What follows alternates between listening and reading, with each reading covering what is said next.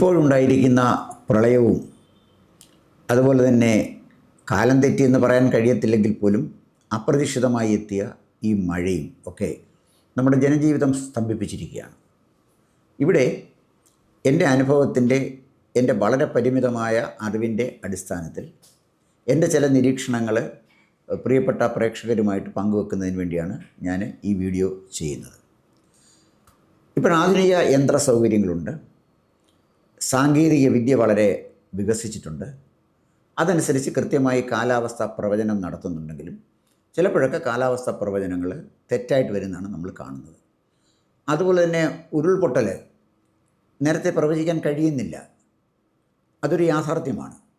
അപ്പം നമ്മുടെ പ്രകൃതിയിലുണ്ടാകുന്ന മാറ്റങ്ങൾ, പ്രകൃതിയിൽ അപ്രതീക്ഷിതമായിട്ട് നമ്മളെ തേടി വരുന്ന ദുരന്തങ്ങൾ, ഇതിനെയൊക്കെ മറികടക്കാൻ കൃത്യമായൊരു സാങ്കേതിക വിദ്യയോ അല്ലെങ്കിൽ ശാസ്ത്ര സംവിധാനമോ നമ്മുടെ രാജ്യത്ത് ഇല്ല എന്നാണ് വാസ്തവം. നമ്മുടെ രാജ്യത്തല്ല, അമേരിക്കയിലും ഇല്ല. അപ്രതീക്ഷിതമായിട്ട് എത്തുന്ന കൊടുങ്കാറ്റുകൾ അമേരിക്കയിലെ പല സ്റ്റേറ്റുകളിലെയും ജനജീവിതം താറുമാറാക്കുന്നത് നമ്മൾ കണ്ടതാണ്. അപ്പം ഏത് ആധുനികമായ എത്ര നേട്ടങ്ങൾ നമ്മൾ കൈവരിച്ചാലും പ്രകൃതിയുടെ മുന്നിൽ മനുഷ്യൻ നിസ്സഹായനാണ്. അതൊരു വാസ്തവമാണ്. അത് അംഗീകരിച്ച് തരാൻ ശാസ്ത്രലോകത്തിന് കഴിയുന്നില്ല എന്നുള്ളതാണ് യാഥാർത്ഥ്യം. ഇപ്പോൾ കേരളത്തിലെത്തിയിരിക്കുന്ന കാലം തെറ്റി എത്തിയ മഴ, അല്ലെങ്കിൽ അതുമായി ബന്ധപ്പെട്ടുണ്ടായ ഈ പ്രളയം, ഇതിനെക്കുറിച്ചൊക്കെ പറയുമ്പോൾ എൻ്റെ മനസ്സിൽ പെട്ടെന്ന് ഓർമ്മ വരുന്നത് മാധവ് ഗാഡ്ഗിൽ നൽകിയൊരു റിപ്പോർട്ടാണ്. പശ്ചിമഘട്ടത്തിൽ ഉണ്ടാക്കുന്ന അപരിഹാര്യമായ മുറിവുകൾ, കയ്യേറ്റങ്ങൾ, ചൂഷണം ചെയ്യൽ, പ്രകൃതിയെ അമിതമായി ചൂഷണം ചെയ്യുന്ന ഒരു രീതി പശ്ചിമഘട്ടത്തിലുണ്ട്. അത് നിരുത്സാഹപ്പെടുത്തണം. അവിടെ താമസിച്ച ആളുകളെല്ലാം ഒഴിപ്പിക്കണമെന്നൊന്നും മാധവ് ഗാഡ്ഗിൽ പറഞ്ഞില്ല. പക്ഷെ കയ്യേറ്റം നിയന്ത്രിക്കണം, കൃഷി ശാസ്ത്രീയമാകണം, ജനങ്ങളുടെ പങ്കാളിത്തത്തോടു കൂടി ചില മാറ്റങ്ങൾ അവിടുത്തെ കൃഷി രീതിയിൽ ഉണ്ടാക്കണം. ഇതൊക്കെയാണ് പാവം മാധവ് ഗാഡ്ഗിൽ പറഞ്ഞത്. ഈ ഗാഡ്ഗിൽ റിപ്പോർട്ട് പഠിച്ച PT തോമസ് അദ്ദേഹം പറഞ്ഞു ഗാഡ്ഗിൽ റിപ്പോർട്ട് നടപ്പിലാക്കണം. അപ്പോൾ ഗാഡ്ഗിൽ റിപ്പോർട്ട് നടപ്പിലാക്കണമെന്ന് പറയുന്നവൻ സാമൂഹ്യ വിരുദ്ധനായിട്ട് സഭ പ്രഖ്യാപിച്ചു. അതിൻ്റെ ഭാഗമായിട്ട് എന്ത് സംഭവിച്ചു? ജീവിച്ചിരിക്കുന്ന PT തോമസിൻ്റെ പേരിൽ അവർ ശവമഞ്ചമുണ്ടാക്കി ശവഘോഷയാത്ര നടത്തി. ഒരു ഡമ്മി ശവശരീരം ശവവണ്ടിയിൽ വെച്ചിട്ട് ചൂലുകൊണ്ട് അടിച്ചുകൊണ്ട് കന്യാസ്ത്രീകളും അച്ഛന്മാരും നടത്തിയ പ്രകടനം ആരും മറന്നിട്ടൊന്നുമില്ല. ഇവരാണ് യേശുക്രിസ്തുവിൻ്റെ മനുഷ്യ സ്നേഹത്തെക്കുറിച്ചും നിന്നെപ്പോലെ നിൻ്റെ അയൽക്കാരനെ സ്നേഹിക്കണം എന്ന് പറയുന്നവരെ, അല്ലെങ്കിൽ കാറ്റ് വിതച്ച് കൊടുങ്കാറ്റ് കൊയ്യും എന്ന് പറയുന്നവർ ഇന്ന് കാറ്റ് വിതച്ച് കൊടുങ്കാറ്റ് കൊയ്തുകൊണ്ടിരിക്കുകയാണ്. ശവമന്ത ഘോഷയാത്ര നടത്തിയ അച്ഛന്മാരും കന്യാസ്ത്രീകളും ഇന്ന് എവിടെയുണ്ട്? അവർ നടത്തിയ ഈ ഘോഷയാത്ര കൊണ്ട് എന്ത് സന്ദേശമാണ് അവർ കുഞ്ഞാടുകൾക്ക് കൊടുത്തത്? വീണ്ടും വീണ്ടും മലയിടുന്നു, വീണ്ടും വീണ്ടും ഉരുൾപൊട്ടലുണ്ടാകുന്നു, നിരവധി ജീവനുകൾ നഷ്ടപ്പെടുന്നു. ഇതാണ് നമ്മുടെ രാജ്യത്ത് നടന്നുകൊണ്ടിരിക്കുന്നത്. അപ്പോൾ ഈ പ്രകൃതി വിഭവം ചൂഷണം ചെയ്യുന്നതിന് ഒരു നിയന്ത്രണം വേണം എന്ന് പറഞ്ഞാൽ, അപ്പോൾ മതവികാരം വ്രണപ്പെടും എന്ന് കരുതുന്ന ഒരു രാജ്യം, മുറിപ്പെട്ട മതവികാരത്തിന് അമിതമായ പ്രാധാന്യം കൊടുക്കുന്ന നമ്മുടെ മാധ്യമങ്ങൾ, സഭകളെ മാത്രം ആശ്രയിച്ച് നിൽക്കുന്ന രാഷ്ട്രീയ പാർട്ടികൾ, കണ്ണു തുറന്ന് സത്യം കാണാൻ തയ്യാറാകാത്ത രാഷ്ട്രീയ നേതാക്കന്മാർ, അങ്ങനെ നമ്മുടെ ഈ സംസ്ഥാനം ഒരു പ്രത്യേകമായ ദൂഷിത വലയത്തിൽ, ഒരു വൃത്തത്തിൽ എത്തപ്പെട്ടിരിക്കുകയാണ്. ഇവരെ ഈ വിഷജീവികളെല്ലാം കൂടിയാണ് നമ്മുടെ രാജ്യത്ത്, നമ്മുടെ സംസ്ഥാനത്തെ തകർത്ത് താറുമാറാക്കുന്നത്. ഇപ്പോൾ തന്നെ വന്ന പ്രളയം നമുക്ക് പരിശോധിച്ച് നോക്കാം. ഈ പ്രളയത്തിൽ വളരെ ലളിതമായി എൻ്റെ ചെറുപ്പകാലത്തുള്ള അറിവ് വെച്ച് പറഞ്ഞാൽ, നമ്മുടെ നദികളിലെ വെള്ളപ്പൊക്കം വരുമ്പോൾ വേലിയേറ്റമുണ്ടെങ്കിൽ പമ്പാ നദിയിലെ ആയാലും ശരി, പെരിയാറിലെ ആയാലും ശരി, അച്ചൻകോലാറ്റിലെ ആയാലും ശരി, ഭാരതപ്പുഴയിലെ ആയാലും ശരി, എവിടെ ആയാലും ശരി, ആ ജലം സമുദ്രത്തിലേക്ക് ഒലിച്ചു പോവില്ല, ഒഴുകിപ്പോവില്ല. സമുദ്രത്തിലപ്പം നിറഞ്ഞു നിൽക്കുകയാണ്. അതേസമയം വേലിയിറക്കത്തിൻ്റെ സമയത്താണെങ്കിൽ നിമിഷ നേരം കൊണ്ട് ഈ പശ്ചിമഘട്ടത്തിലുണ്ടാകുന്ന മഴയുടെ ഭാഗമായി എത്തുന്ന മഴവെള്ളം നിമിഷ നേരങ്ങൾ കൊണ്ട് സമുദ്രജലവുമായി ചേർന്ന് പോകും. തോട്ടപ്പള്ളിയിലെ സ്പിൽവേയുണ്ട്, അതുപോലെ തന്നെ കുട്ടനാട്ടിലെ പ്രളയം നിയന്ത്രിക്കാനുള്ള സംവിധാനങ്ങൾ അവിടെ ഉണ്ടാക്കിയിട്ടുണ്ട്. ഇതൊക്കെ സമുദ്രത്തിലെ വേലിയേറ്റത്തിനെയും വേലിയിറക്കത്തിനെയും ആശ്രയിച്ച് നിൽക്കുന്നതാണ്. അപ്പോൾ വേലിയേറ്റം എപ്പോഴുണ്ടാകും, വേലിയിറക്കം എപ്പോഴുണ്ടാകുമെന്ന് പറഞ്ഞാൽ കൃത്യമായി പ്രളയം പ്രവചിക്കാൻ വലിയ പ്രശ്നമെന്നുള്ളൊരു കാര്യമല്ല. സമുദ്രത്തിലെ വേലിയേറ്റമാണ് ഉണ്ടാകുന്നതെങ്കിൽ ഈ പെയ്യുന്ന മഴയുടെ ജലം അങ്ങോട്ട് ഒഴുകി പോകില്ല, ഇവിടെ കെട്ടി നിൽക്കും. മറ്റൊരു പ്രധാനപ്പെട്ട ഒരു കാര്യം, പണ്ടായിരുന്നെങ്കിൽ ഈ പ്രളയം ഇതുപോലെ തന്നെ പണ്ട് ഉണ്ടാകാതിരുന്ന കാരണം എന്താണ്? പണ്ട് വിശാലമായ നെൽപ്പാടങ്ങൾ കേരളത്തിലുണ്ടായിരുന്നു. ഈ നെൽപ്പാടങ്ങളിലേക്കൊക്കെ വെള്ളം പെട്ടെന്ന് വ്യാപിച്ചു പോകുമായിരുന്നു. എൻ്റെ ഗ്രാമമാണ് കോന്നി. കോന്നിയിൽ ഒരുപാട് നെൽപ്പാടങ്ങളുണ്ടായിരുന്നു. അച്ചൻകോവിലാറിലെ വെള്ളം പൊങ്ങിക്കഴിഞ്ഞാൽ നേരെ അത് അടുത്തടുത്ത നെൽപ്പാടങ്ങളിലേക്ക് അതങ്ങ് പരന്ന് പോകുമായിരുന്നു. ഇപ്പോൾ അതല്ല സ്ഥിതി.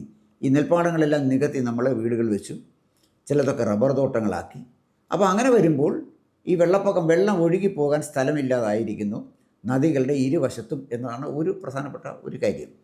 ശാസ്ത്രീയമായ മണൽവാരൽ നദിക്ക് നല്ലതാണ്. പക്ഷേ നദിയെ വല്ലാതെ ചൂഷണം ചെയ്യുന്ന മണൽവാരൽ നദിക്ക് ദോഷം ചെയ്യുകയും ചെയ്യും. പക്ഷേ ശാസ്ത്രീയമായിട്ട് നമുക്കൊന്നും ചെയ്യാൻ പറ്റില്ല. എന്ത് ചെയ്യാൻ തുടങ്ങുമ്പോഴും അവിടേക്ക് ചൂഷകർ വരും, അവിടെ രാഷ്ട്രീയ താല്പര്യങ്ങൾ വരും, അവിടെ വിശ്വാസങ്ങൾ വരും.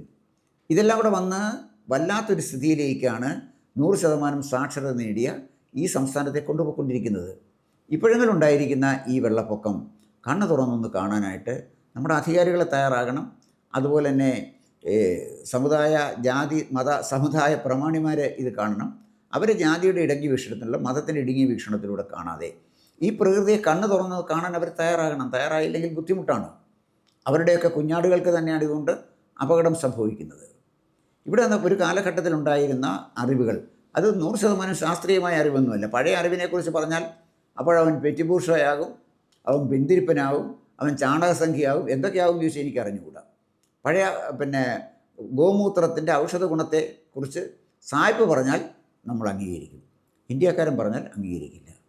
ചാണകത്തെക്കുറിച്ച് പറഞ്ഞാൽ അതിന് ചില ഗുണങ്ങളുണ്ട് എന്ന് പറഞ്ഞാൽ ആ നിമിഷം സംഖ്യയായിട്ട് മാറും. അപ്പോൾ സത്യം പറഞ്ഞാൽ സംഖ്യയാകുന്ന ഒരു പ്രത്യേകമായ രാഷ്ട്രീയ, സാമൂഹിക, സാംസ്കാരികമായ ഒരു സംവിധാനമാണ് നമ്മുടെ ഈ കൊച്ചു കേരളത്തിൽ ഉള്ളത്. ഇത് പറയുമ്പോൾ എൻ്റെ ഓർമ്മയിൽ വരുന്നത്, എൻ്റെ ചെറുപ്പകാലത്ത് നെല്ല് ഉണക്കാൻ പരമ്പിൽ വിരിച്ചിട്ട് കഴിയുമ്പോൾ മഴക്കോള് കാണുമ്പോൾ മുത്തശ്ശി ഇറങ്ങി എന്ന് പറയും. ഒരുപക്ഷെ ആകാശത്ത് മുഴുവൻ മഴക്കോളായിരിക്കും. അപ്പോൾ മുത്തശ്ശി ഇറങ്ങിയെന്ന് പറയും, പേടിക്കണ്ട, ഈ മഴ പെയ്യില്ല. ആ മഴ പെയ്യത്തില്ല. കാര്യമായ വിധത്തിൽ മേഘം ആകാശത്ത് കാണുന്നില്ലെങ്കിലും ചെറിയ തോതിൽ ഒരു കാറ്റടിക്കുമ്പോൾ, ചെറിയ തോതിൽ മേഘം എത്തിക്കഴിയുമ്പോൾ കാറ്റിൻ്റെ ഗതി നോക്കി, മേഘത്തെ നോക്കി എൻ്റെ മുത്തച്ഛി പ്രവചിക്കുമായിരുന്നു ഈ മഴ പെയ്യും.